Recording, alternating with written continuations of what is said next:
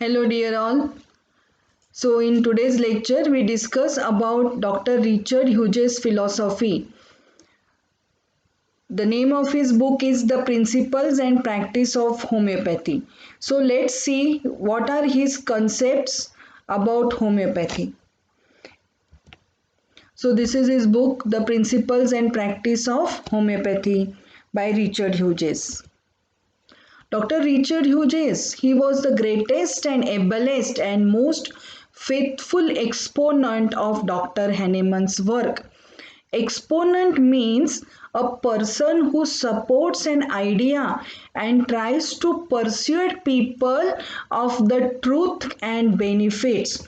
So, Dr. Hughes has been of great value in propagating Dr. Hahnemann's concepts. So, he himself worked tremendously in the field of homeopathy. So, let's see further about his great works in homeopathy. Dr. Hughes himself was a great physician and he has his own experiences and experiences of colleagues also. He was a great homeopath of 18th and 19th century. He was born on 20th August in 1836 and he passed away on 9th April 1902. His education was in Edinburgh, Scotland. He got his degree of FRCS in 1857 and LRCP in 1860. He worked as an officer for British Homeopathic Society. He was the editor of British Journal of Homeopathy. The purpose of this book is to understand the various principles and concepts of homeopathy and also to know the journey of Dr. Hahnemann and how he arrived at these concepts and principles. So Dr. Hughes has studied the various concepts Dr. Hahnemann has given, and Dr. Hahnemann's organon he has studied in depth, and he tries to understand how Dr. Hahnemann arrived at the concepts and principles. Dr. Hughes' skill and experience guides homeopath. He helped Dr. Dudgeon in translating Hahnemann's Mater Medica Pura in English. To understand the concepts which are mentioned in the books, so let's see what are the books of Dr. Richard Hughes. First is Manual of Pharmacodynamics, second is a Manual of Therapeutics, third is the Knowledge of Physician, fourth is Hahnemann as a Medical Philosopher, and fifth is the Cyclopedia of Drug Pathogenesis. So for fourth year we have to study the 10 chapters of Dr. Richard Hughes' book of Principles and Practice of Homeopathy. So let's understand Dr. Richard Hughes' concepts and contributions first. So his great works in the field of pharmacodynamics, his great work in the therapeutics, he has written about Hahnemann as a medical philosopher, and his very important contribution in the action of drug pathogenesis, which is written in the book The Cyclopedia of Drug Pathogenesis. So what is there in a manual of pharmacodynamics? See this: knowledge of homeopathic medicines and a manual of therapeutics. So this book gives us knowledge about homeopathic medicines, and this is the manual of therapeutics also in 1867. So about pharmacodynamics, Burnett said, "We all fed on it. Hughes' works on Mater Medica will always remain valuable." His book, The Cyclopedia of Drug Pathogenesis, is to know the perfect homeopathicity of the remedies. Dr. Hughes worked with Dr. T.F. Allen for his 10 volumes of Encyclopedia of Materia Medica. So we can see that Dr. Hughes has worked tremendously in understanding the action of the drugs, that is, the drug pathogenesis. While compiling the cyclopedia, Hughes decided to eliminate all the provings that symptoms gained from the drugs taken at potencies above 6C. He said it is necessary to understand the pathology created by the remedies on the organic level, and it is the pathology level which has to be treated. So, in the other terms, Dr. Hughes has given a tremendous importance to understand the pathogenicity of the drug. That means the pathogenesis the drug produces, that is the disease it produces on the prover. In 1876, he was appointed as the permanent secretary of the organization of the International Congress of the Homeopathic Physicians in Philadelphia. Homeopathy is the grave of science, for science as such has no existence here. It dies, is buried. Dr. Hughes said in Principles and Practice of Homeopathy. Hughesian homeopathy lay at the scientific end of the homeopathic spectrum of opinion. So, Hughesian homeopathy, that means whatever the concepts he opposed in the homeopathy and which concepts he strongly advocated are very important, are valuable in the homeopathic field. He rejected Hahnemann's concept of vital force, how the homeopathic medicines work, and the Sora theory. He placed the law of similia in center but said it's not the law of nature as Hahnemann said, but it's a thumb rule, a key to unlock the therapeutic lock. It gave often right answer. But in angina, Hughes thought allopathy was more effective.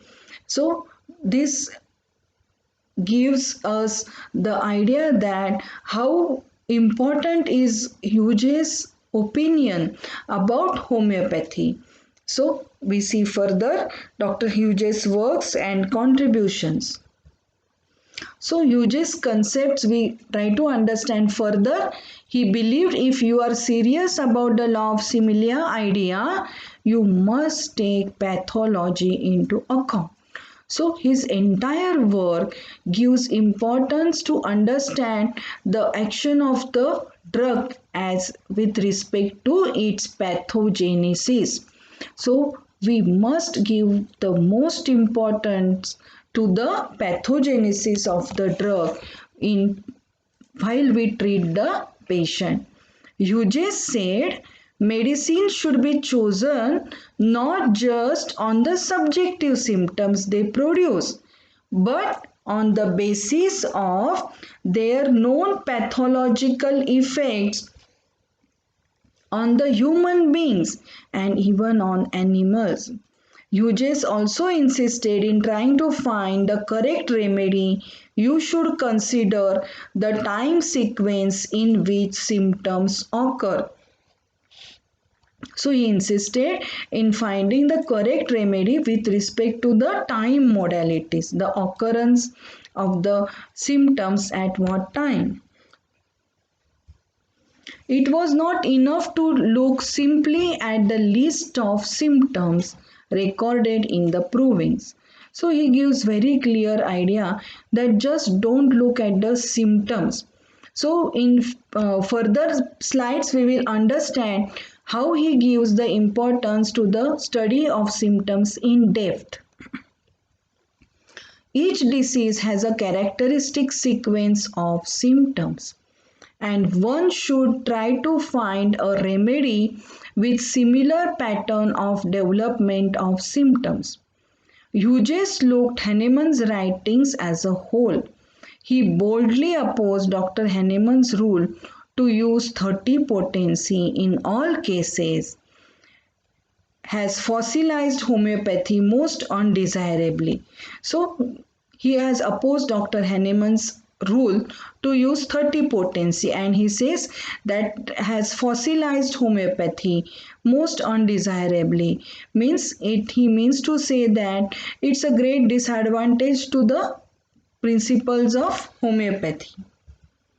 Hughes's contribution to homeopathy was not confined to critical discussion of Hahnemann's writings. His most important aim is to revise and purify homeopathic materia medica. He wrote 4 volumes of Cyclopedia of Drug Pathogenesis and took 7 years to prepare it from 1884 to 1891.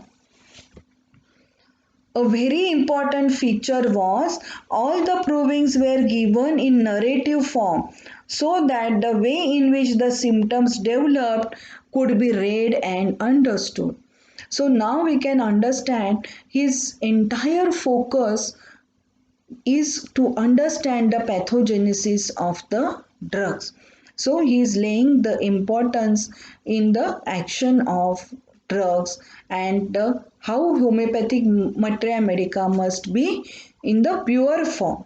So it will be a sole guide to cure the patient. So homeopathic physician should understand the homeopathic materia medica first in great depth. He was well aware of shortcomings of homeopathy. He said orthodox doctors to bring their resources of time, expertise and intellect to bear on homeopathy and help to put on a sound scientific footing. It means comparison of disease symptoms with drug symptoms is very important. So when considering the similarity between the drug and the disease actions, there should be similarity between the genetic, specific and individual action of both drug and disease.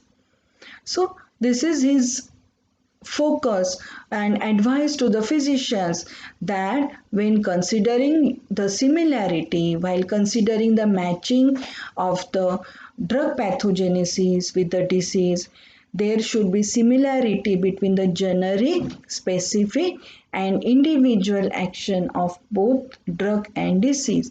So let's understand what Dr. Hughes means about generic, specific and individual actions of drugs. Generic similarity. The drug should be capable of altering state of health, and again the alteration should be in the same intensity of sickness.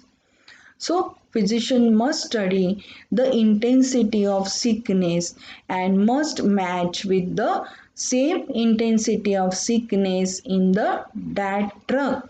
So for example, if patient has burning 3 marks, then physician should look into the drugs which have produced burning 3 marks. Again, the nature of alteration produced by the drug should be similar to that of the disease, to which the patient is suffering from that, as in fever. For example, the drug should be febrigenic in inflammation, it should be irritant. So, if you are treating a patient of fever, the drug must be febrigenic. If you are treating an inflammation, it should be irritant. That means it should be able to produce the inflammation. Specific similarity means the specific morbid state originate as the gradual result of the interaction between the organism and its environment. So it can't be more similar to disease causes but may meet corresponding areas in the living organism changes in the state of health.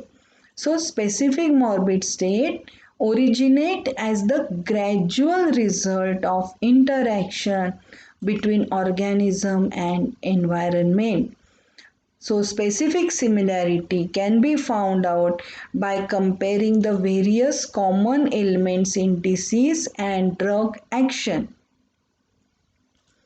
So, we have to always be carefully, we want to compare the patient's disease symptoms with the drug symptoms. So we have to pay attention to the aspect of the seat of action, that's location, kind of action to understand the pathology. So seat of action is the drug should have same seat of action as that of the disease. That you must understand the location. So what is the seat of action of the drug, and also it should be similar to the seat of action of the disease symptom present in the patient. So what is the kind of action? The kind of action corresponds to the underlying pathological process. Nature of etiology and modifying cause. So this could be subdivided into mental and physical in origin. Then such definitive causes are present, that is exposure to dry cold winds or injury, etc. The drug should have similar etiological factors associated with it.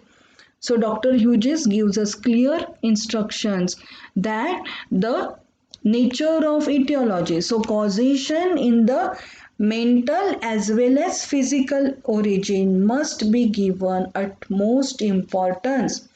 So suppose in at mental level the causation, if from fright, then we should correspond the remedy, it should have the ailments from fright. If the mental level the causation is ailments from grief, the remedy also should have in its pathogenesis the ailments from grief. Then only you can select this remedy as a simillimum.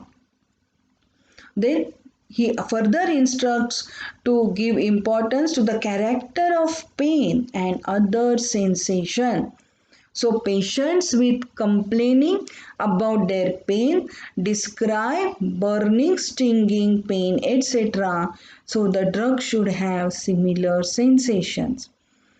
So the character of pain must be given attention by the physician to the patient's symptoms. And lastly, the most important, the concomitants.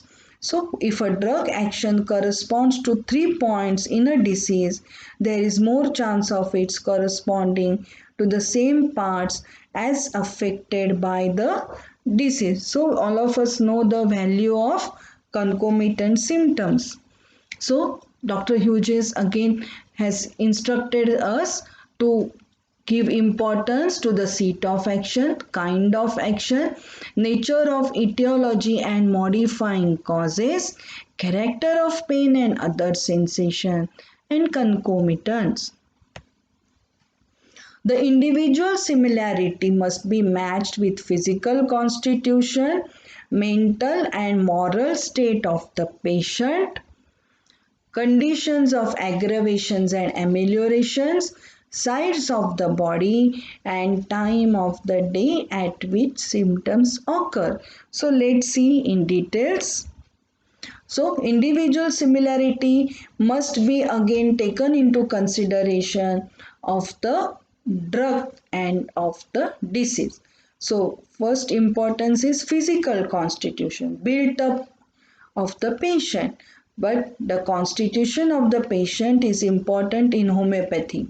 These adaptations is reached mostly by clinical experience, but sometimes the physiological effect of the drug will lead to them. Example, lymphatic constitution is pulsatilla, nervous constitution is ignatia. So the state of mind is also important. Hence, the physical constitution as well as the mental state has to be taken into account. Mental and moral state of the patient must be studied. So Dr. Henneman discussed in 210th aphorism the mental disease discussion starts. So from aphorism 210 to aphorism 230, all of us know that Dr. Henneman has discussed mental diseases. So, what is it? That it can be the feature of general temperament or it can supervene in the course of existing disease. Like example, the mental state should be very important and it is very characteristics. So, physician should his attention to the mental state of the patient. So example, crossiness of chamomilla or haughty patient, that is very superiority complex of platina. Conditions of aggravations and ameliorations should be matched of the drug and of the patient's disease symptoms. It plays important role in homeopathic practice. Sides of the body, they are important. Sometimes right wrist rheumatism, that is characteristics of viola odorata. So all of us know that right sided remedy is about lycopodium, left sidedness is about of the lachesis. So the sides of the body are also very important. Time of the day at which symptoms occur. All of us know that 4 to 8 pm aggravation lycopodium, 11 am aggravation is sulfur. So all these points very important in the selection of the remedy. Thus, Dr. Hughes is giving importance as Henneman has guided us and given the knowledge about single remedy, minimum dose, rare repetition, and constitutional remedies, which are deep acting. So this was about Dr. Hughes' teachings in the with respect to Henneman's guidance and his instructions about homeopathy. So we have to study the instructions, the guidance Dr. Hughes has also given to us, and he laid stressed the importance of studying the pathogenesis of the drugs. So that was about the teachings of Dr. Hughes in the book Principles and Practice of Homeopathy. Thank you.